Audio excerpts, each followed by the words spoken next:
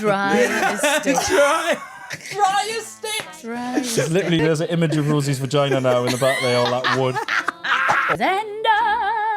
Recently stopped washing my face with Carex, so I'm also trying to take care of myself.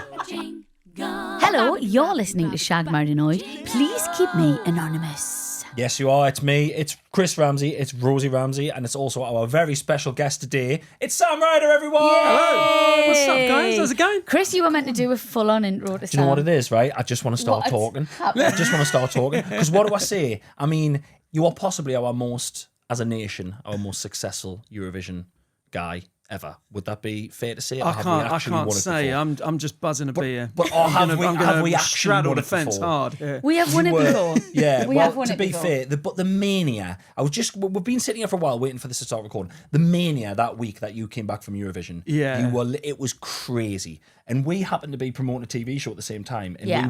I remember that. We were on the same shows. We saw each other about 5 times in one day. We were doing the rounds. Yeah.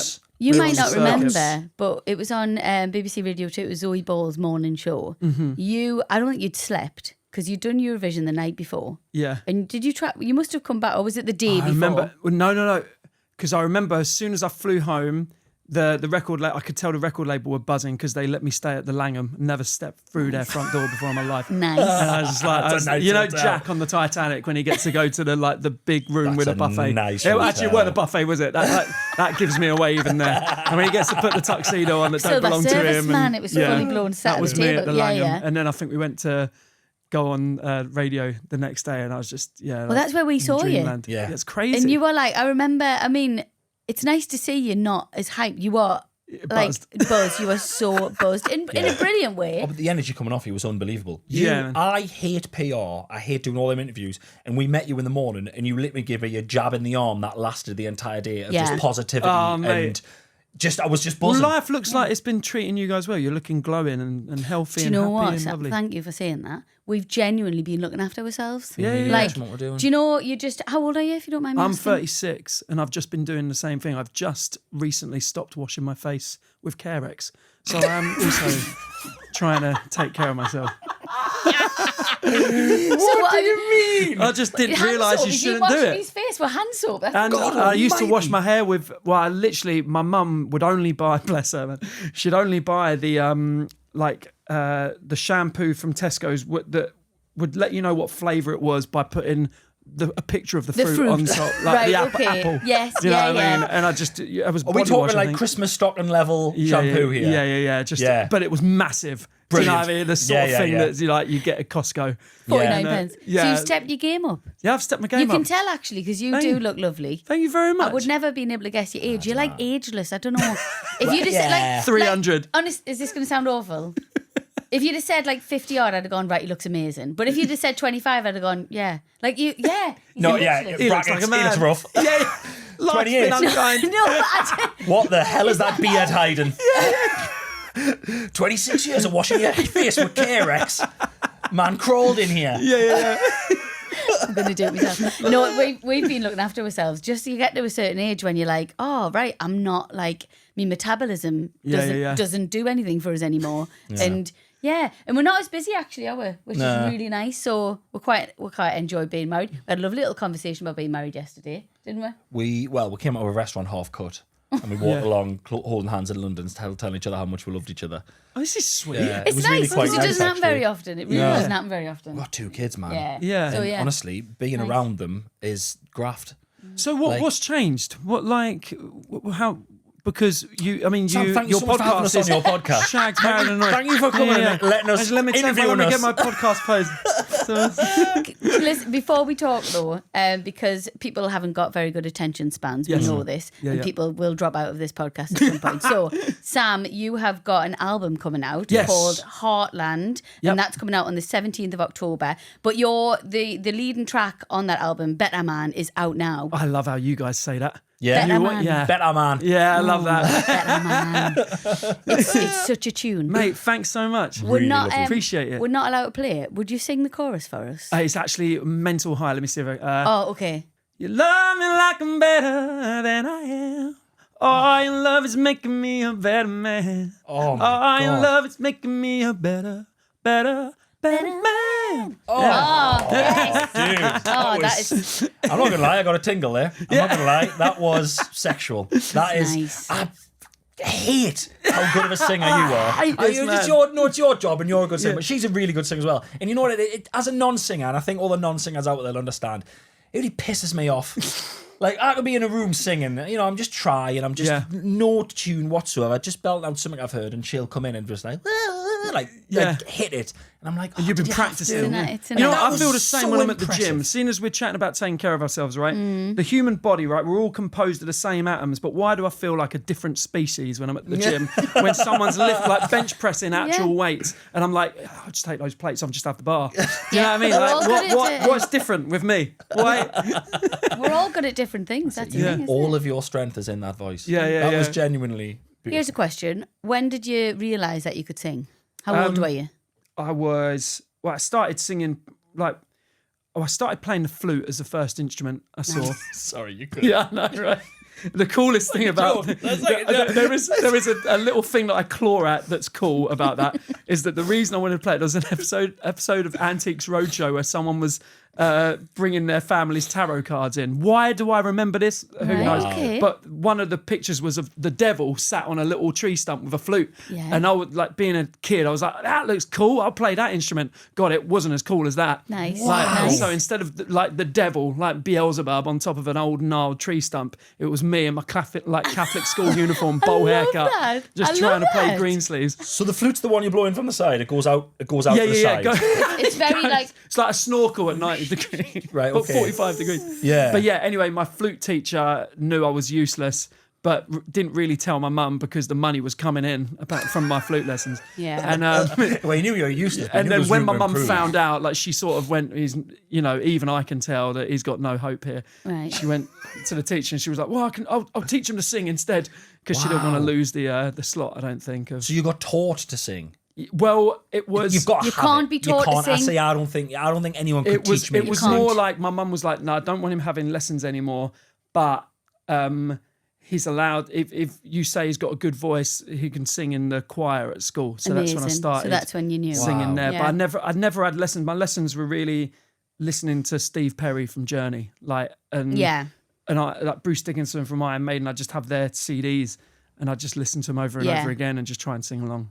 Try and work it out. So would you say those are the kind of people that you mirrored your voice off? Yeah, definitely. When you're young and you've got no sort of, to put it bluntly, identity of your own, which is the average teenager from time immemorial, that you just follow other people. So for me, the first vocalist I remember like badly copying was Derek Whibley from Sum 41. So I put his voice on and just like it sounded like not even a Wish version of him. But that was it.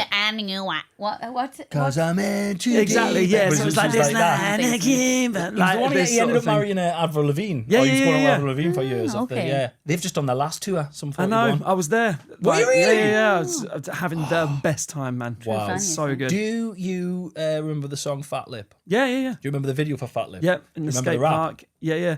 Nevertheless, I'm dressed for the occasion. It's number 42, and now here's the situation. If the beat moves your feet, then don't change the stage. You're prepared to be living on a permanent vacation. Well, I'm a disaster, microphone master. Put on the tape and rock the ghetto blaster. It's not about the money, cause it tells the resorts about sweating all the bitches in the biker shorts. Sick. Yeah! How long into that rendition were you cringing? Just Can I ask? dry as sticks. Dry as sticks. Dry as There's literally there's Rosie. There's an image of Rosie's vagina now in the back there, all that wood, all that kiln dried Kindling. firewood. I'm just happy you've got That's something me, to John. enjoy. I've got nothing Yeah. else, Rosie. You can That's do the it. rest That of this. was the, I'm No, just going to sit back that's and great. chill. That was great. Your social guys out there looking for the cut down, they just got that straight away. They've just fucked off. Their work day's done. There was actually a longer version as well. Oh, Sam's got the right level. There is a whole song. Hey, Yeah. We won't do that. We won't do Let's that. not. We won't do that. We've No, peaked. but what I was going to say was, obviously, you do mirror yourself. Like nowadays, right?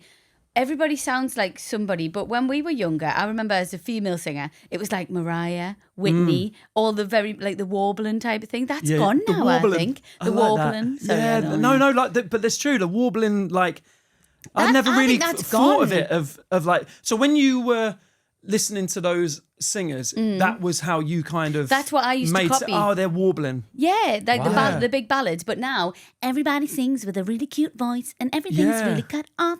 Oh, you want to go. But back in the day, it was think about me every night. Oh, wait a minute, sweet, I guess so. Not exactly. It's amazing. No. But what you mean. now all the young kids sing like trends that. Trends. Whereas when we were younger, it was end up. Yeah, but I miss that because, like, objectively, everything is difficult and it has its own sort of technicalities to getting good at anything. And to be honest, even like I was listening to an artist called Phoebe Bridgers on the way here.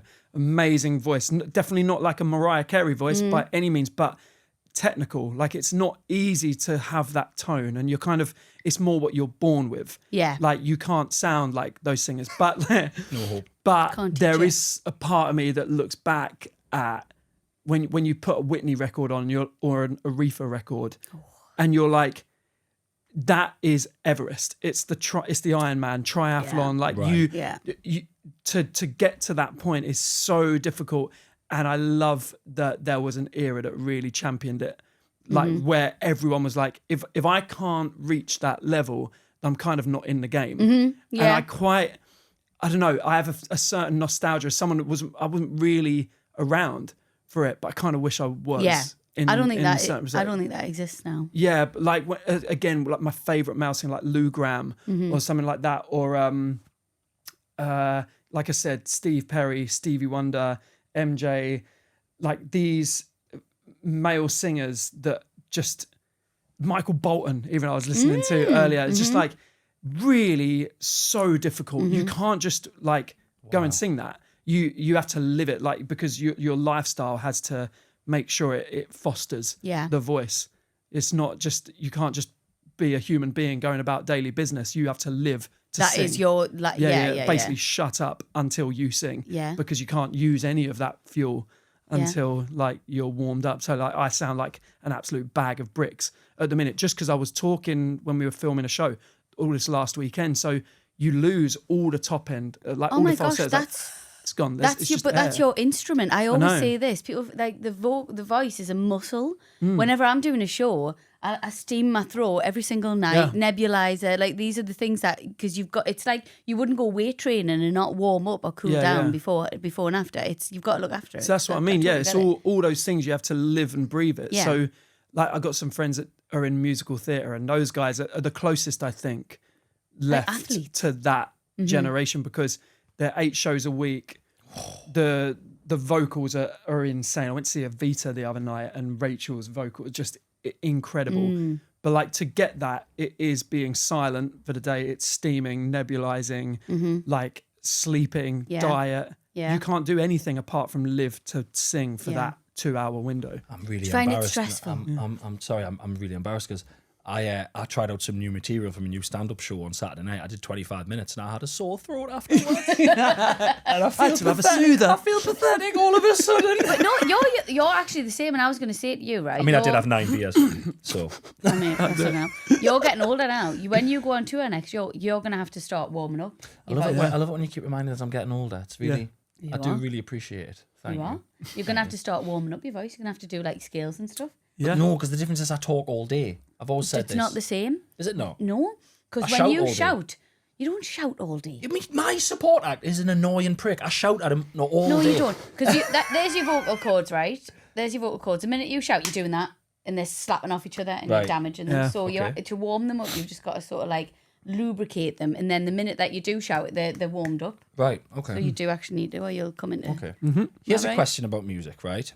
Because I'm writing a new tour, and what I said to someone the other day, you can't practice comedy without a crowd. You can't do it. But when you're writing a new song, obviously you'll have people who you collaborate with, and you'll be sitting and you'll be in the studio or whatever. Is there a moment where you go, this is a banger?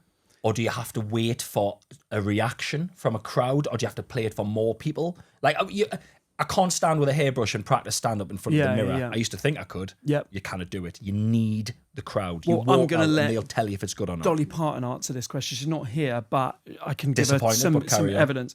So, do you know it's a banger when you've written something? Yeah. Dolly Parton, when she wrote I Will Always Love You, she stayed in the studio and wrote another song. So for me, that's always the evidence that suggests no one knows. Because if you'd known, this is probably one of the greatest love songs of all time that's been recorded. If you'd known that, you'd be like, I'll take the rest of the day off. Yeah. Wouldn't you? You'd be like, of course. Well, I'm going to just take a breather, have a walk in the park, like go and have a dinner and drink, or just enjoy the fact that it's done. You don't go and write another song. Same with the Beatles and Let It Be. Yeah. Like those moments, like, I don't think anyone knows. No. Right. People decide after the fact. So true. Yeah. But So true. what I'm really into in music at the moment is kind of realizing that from the early 2000s, even kind of the late 90s to a degree, we've been in this stage up until this point now that co-writing has been king, essentially. Right. So it can be anywhere from 2, 3 up to sometimes 11 writers involved in a song. And for me, I'm really interested in where that ends and how we go back to maybe it just being someone writing their own music. I guess the rebellion that you'd have against that is that it will take longer to write stuff, but I quite like that idea. I think the amount of music coming out every single day is crazy now compared to even the amount of songs. There was this mad statistic, which please check if it's right, but I saw it the other day that was like... I absolutely won't, but carry on. We'll have our fact-checking team on it. In one day on Spotify, globally, more songs are released than an entire decade of like the 70s or something like that. Wow. What? That doesn't surprise us, though. What is that? And I'm not... This democratization of being able to record. People have their own systems in their bedrooms. Some of the songs that my children listen to on Spotify... some of the stuff that can be released, that shouldn't be released. I want to march into the building that released it and burn it down to the ground. And a release is a strong word. They've just farted it out on the airwaves, and literally farted. One of them is called Mr. Poopy Pants, and it's just a song about shit. So are you bundling that into there? Because in which case that statistic isn't worth the paper it's printed on. Right. So it's like... basically the amount of stuff coming out is just mad. So how do people sort of cut through, and also how does it sound different? Because now that's the amount of songs that humans are making, but now we're adding into the equation the amount of songs that AI is making. So I'm like, what's the... in my life, always when I do anything, I always kind of look for the open goal. And going back to like Eurovision and a bunch of stuff that I've done in the past, that was an open goal at the time. No one wanted anything to do with it. So I always try and look for these things that people aren't focused on. For me at the moment in music, it's writing completely as one person and putting a record out. So I'm interested in that, even to the point of like using all the old equipment like tape machines and things that I'm into that's super nerdy about. I love that. No, I love that. And then you can know as well in yourself that you've done it all yourself, and that you can be really proud of what you've done. Yeah, yeah. Does that and make it sense? can just it doesn't even have to be for like to be happy in yourself that I didn't need anyone else. It's nothing to do with that. It's more like, because arguably other people will help make it better, but it's giving yourself time to really lay down the foundations of what your work is as an artist, what it sounds like. And it's yours. So that when other people come in, they're like, oh, I know that I'm stepping into your world that you've created. Because if you don't set those boundary lines, you're kind of grouped together with a bunch of people writing a hit record, which to me is all well and good, but it's quite boring now, because everyone releases songs that sound like hits now. Yeah. Everything sounds hitty. Yeah, you're totally right. Yeah. Couldn't settle on a jingle. So this is the jingle. We hope you like the jingle. Babadoo, babadoo, babadoo, ba. Jingle.